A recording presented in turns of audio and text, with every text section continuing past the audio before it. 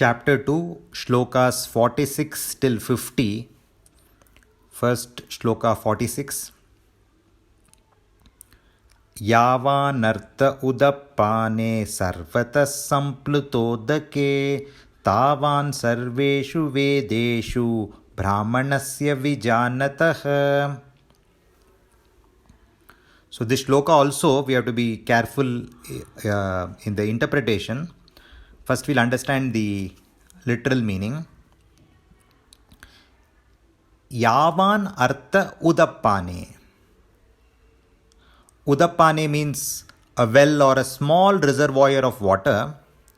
Yavan artha, to that extent there will be an use for a small reservoir of water. For someone, sarvata samplutodake, for a person who is completely immersed in water, with water on all sides, that much use only would be there for a small well of water. Meaning, it would not be of much use because he is already immersed with water on all sides. Tavan sarveshu vedeshu brahmanasya vijanatah. Vijanatah brahmanasya, of the knowing brahmana. That much extent only would be the use of all the Vedas. So here Lord Krishna refers to the Karmakanda portion of the Vedas. So a Brahmana who is already enlightened, he would have a limited use for the Karmakanda portion of the Vedas, just like a person who is already completely immersed in water would have a usage of a well or a small reservoir of water. So Lord Krishna is directing Arjuna towards enlightenment, which is mentioned in the Vedanta portion or the Jnana Kanda portion of the Vedas. So he wants Arjuna to reach that state. But it would be incorrect to assume that everyone can skip the Karmakanda portion and directly go towards enlightenment. Very few people would have that ability to do that. One such example is that of Acharya Hastamalakacharya, one of the main disciples of Adi Shankaracharya. The story of Hastamalakacharya goes like this. Once, near a river, there was a sage meditating. So a few women come to take bath there, and one of the women has a small child. So she just keeps that small child near the sage, asking him to take care, and she goes for her bath. The sage was deep in meditation, so he was not aware of this. So what happens is that the child rolls over, falls in the river and dies. Then the woman, seeing the child, takes the child, the dead child, to the sage and tells him that she had asked him to take care of the child. Now the child is no more. So the sage, feeling pity on the child, leaves his body and enters the body of the child, hence giving life to the child. That child is none other than Acharya Hastamalakacharya. So the child, as it grows, doesn't say much. So the father was obviously worried because born in a Brahmin family, the child had to learn the Vedic scriptures, conduct pujas at various places and earn a living. So the father was concerned, and once when Adi Shankaracharya was coming close by, he takes the child to Adi Shankaracharya, and the father tells Adi Shankaracharya the child doesn't say much and is not showing much interest in learning. So when Adi Shankaracharya sees the child, he realizes that the child is enlightened. he asks the child who he was. And the child replies in beautiful Sanskrit verses which tells Adi Shankaracharya that he was a realized child because of the happenings that we have seen earlier. So the child already was enlightened. So Hastamalakacharya, as we all know, goes on to head one of the 4 main mutts started by Adi Shankaracharya. Another example is that of Rishi Shuka, son of Vedavyasa, who was also considered as born enlightened. So there are few people who can directly reach that enlightened state. So it would be wrong for all of us to assume that we can skip the Karma Kanda portion and directly go towards enlightenment. Very few people would have that ability. So that we must keep in mind. And the few people who are born enlightened have reached that stage because of their good deeds in the previous birth and their learnings which have happened in the previous birth. Shloka 47. Karmanyevabhikaraste ma phaleshu kadachana ma karma phala heturbhur ma te sangostva karmani. Karmanyevabhikaraste. There are 4 words in that.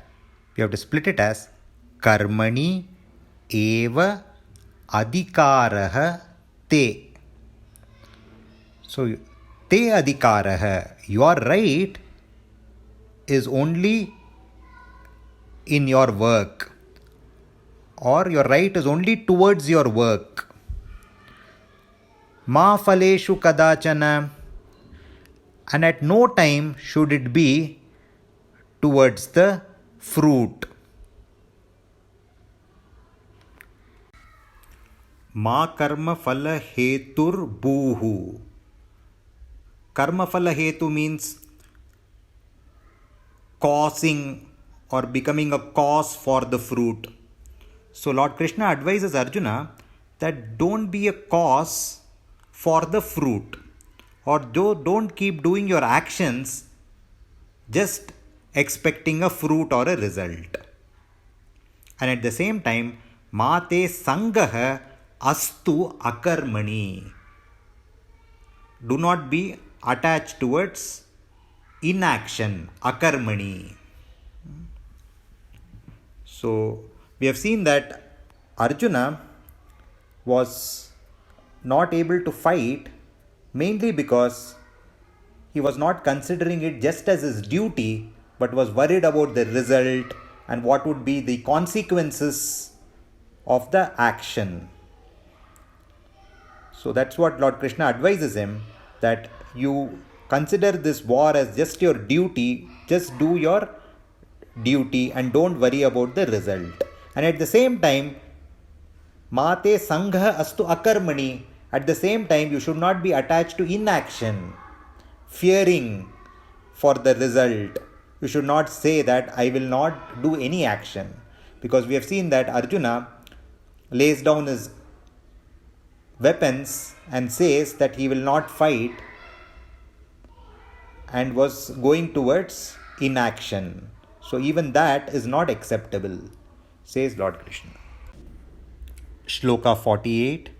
Yogastha kuru karmani sangam tyaktva dhananjaya siddhya siddhyo samo bhutva samatvam yoga uchyate. So Lord Krishna goes on to tell, Hey Dhananjaya, hey Arjuna, sangam tyaktva, removing your attachment, yogastha, be established in yoga, and karmani kuru, do your duty. So being established in yoga, do your duty. Siddhya siddhyo samo bhutva. Siddhya siddhyoho, there are 2 words in that, siddhi and asiddhi. meaning success and failure. Samo bhutva. Be equal in both success and failure.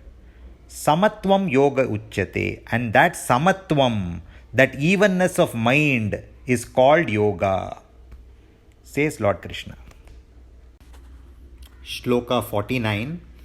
Dure na hyavarang karma buddhiyoga dhananjaya buddhau sharanaman vichya kripana phalahetavaha. Dure na hyavaram. Hyavaram, we have to split it as he avaram. Dure na avaram, meaning by far it is inferior. What is inferior? Karma.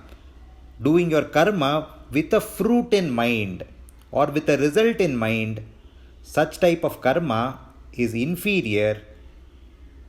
Buddhi yogat Dhananjaya. So here Dhananjaya, hey Arjuna, doing a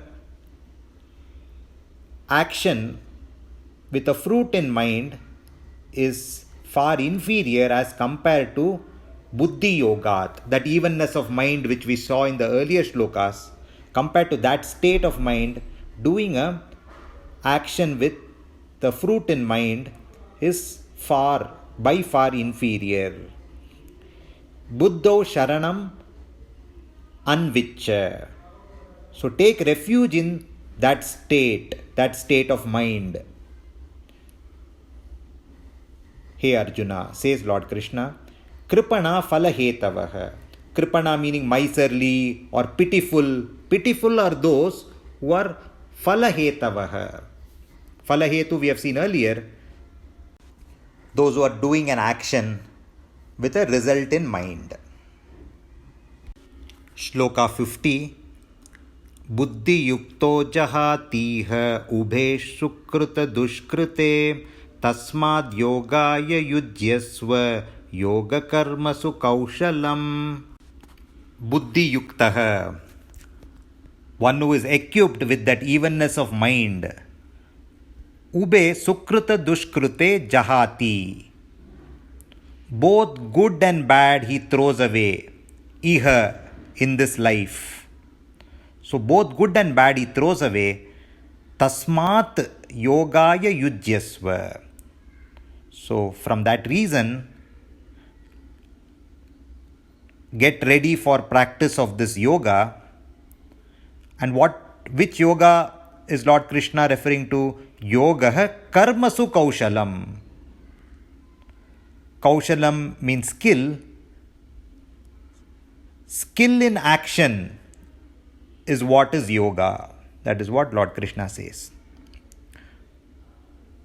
So put your skill into action, and that itself would be yoga.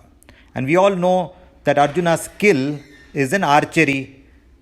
So what Lord Krishna is advising Arjuna is put that skill into action, and that itself would be yoga.